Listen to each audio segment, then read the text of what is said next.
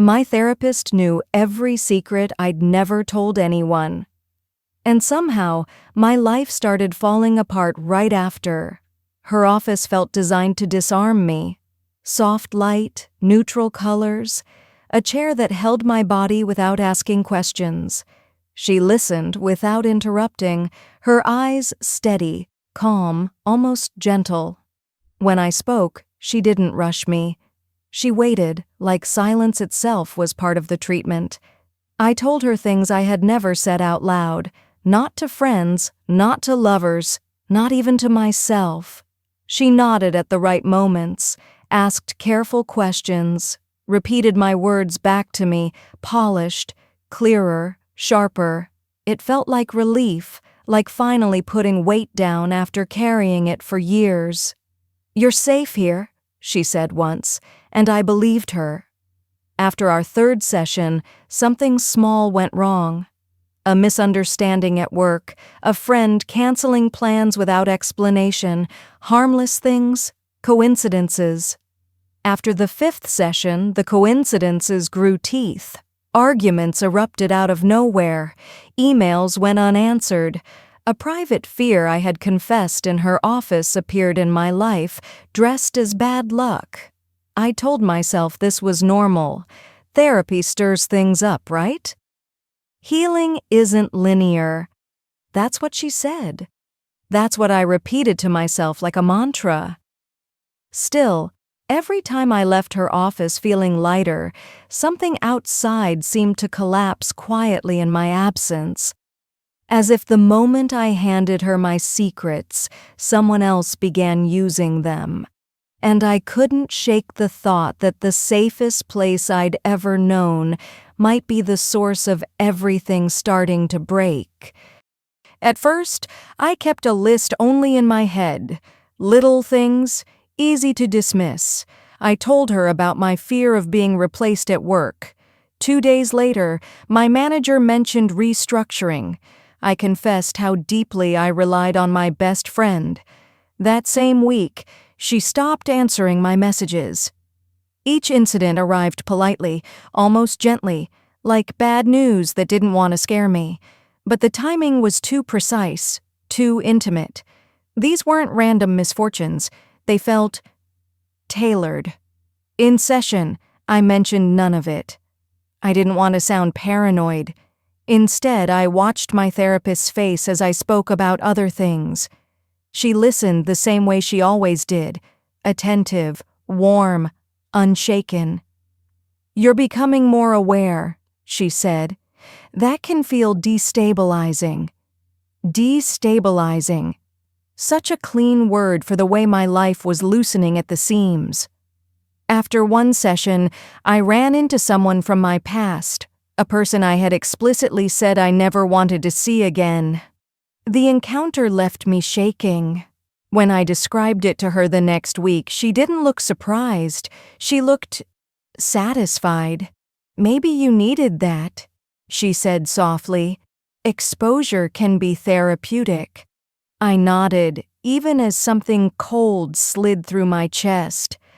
That night, I replayed our conversations in my mind, the details I had shared, the fears I had named, the vulnerabilities I had handed over so carefully. I began to wonder if coincidence was the wrong word, because coincidence implies chance. And this felt intentional, like my life was responding not to me anymore, but to what I had said behind a closed door in a room that was supposed to heal me. By the sixth session, she no longer needed to ask many questions.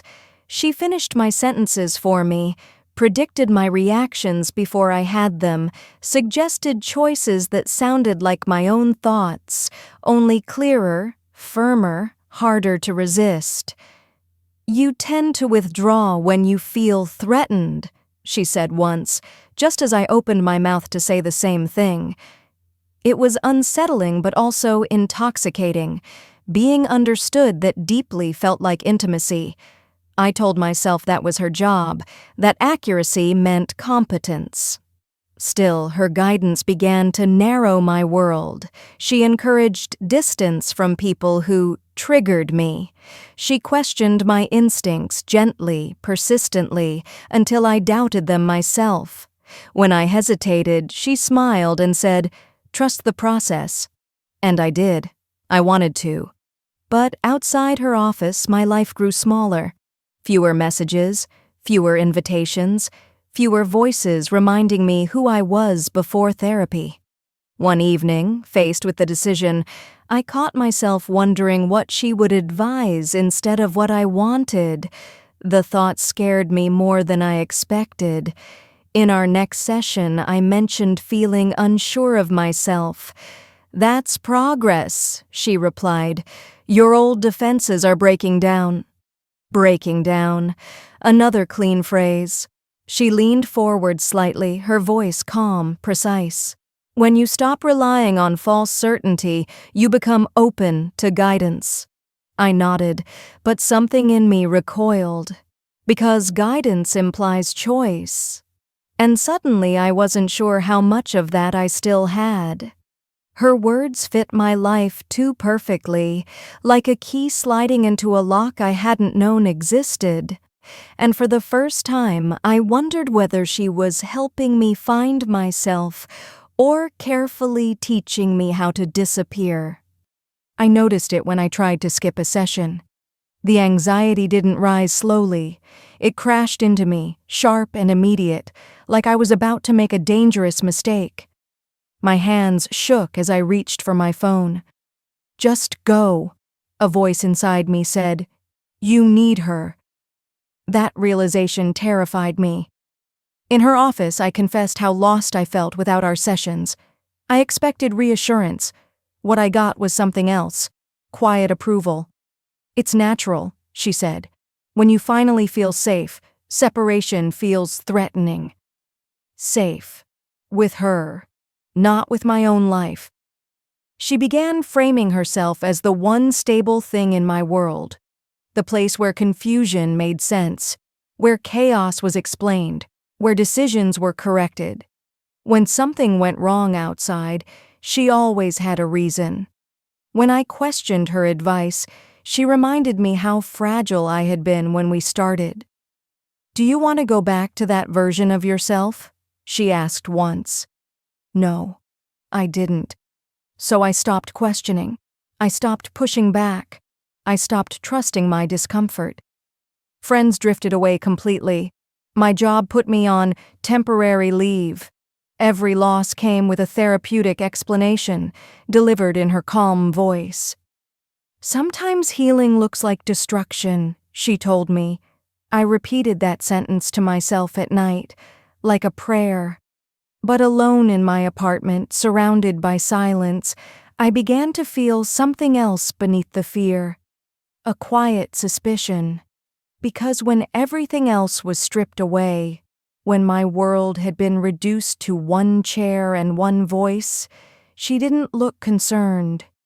She looked in control. And for the first time, I wondered if my breakdown wasn't a side effect of therapy, but the goal. I started writing things down in secret. Dates, sessions, what I revealed, and what collapsed shortly after. The pattern was impossible to ignore once I let myself see it. I told her about my fear of abandonment. She encouraged me to set boundaries. Everyone left. I admitted how deeply I needed validation. She challenged me to sit with discomfort. My support disappeared. Each loss traced back to a conversation we'd had, not directly, never obviously, but close enough to feel designed. In our next session, I tested her. I mentioned a small insecurity, one that shouldn't matter, a harmless fear. I watched her carefully as she listened, nodding, storing it away. 2 days later, that exact insecurity was exposed, publicly, painfully. My chest went cold. When I confronted her, carefully, politely, she didn't deny it. She reframed it. "You're externalizing blame," she said. "That's resistance." Resistance. Another word that turned fear into pathology. I realized then that anything I felt against her could be diagnosed away. Any doubt became proof of my instability. Any instinct was labeled trauma. She wasn't just inside my mind. She controlled the language I used to understand it. As I sat there, nodding like a good patient, one thought burned through the fog. If she decides what's healthy and what's sick, then she decides who I am. And suddenly, therapy didn't feel like treatment. It felt like a system I wasn't meant to escape. I didn't end therapy in a dramatic way. I didn't accuse her. I didn't expose her. I didn't even say goodbye properly. I simply stopped telling her the truth. In our final sessions, I fed her harmless versions of myself, safe stories, false fears, emotions without roots.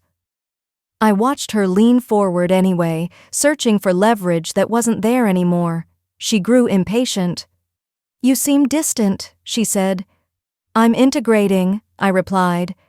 She smiled, but her eyes stayed sharp. The moment I canceled my next appointment, the panic came back. Stronger than ever. My body begged me to return. My thoughts told me I was making a mistake. That's when I understood. The fear wasn't intuition. It was conditioning. I sat with it. Let it burn through me. Let the silence exist without explanation. Nothing collapsed. No sudden disaster. No punishment. No catastrophe waiting outside her office. My life didn't magically repair itself either. But for the first time in months, what happened next belonged to me. I don't know how many of my losses were caused by her, and how many by my willingness to hand her control. But I know this. She knew my secrets. She knew my fractures. And she taught me how easy it is to confuse being understood with being owned. I walked out without closure, and that finally felt like healing. Enjoyed the story?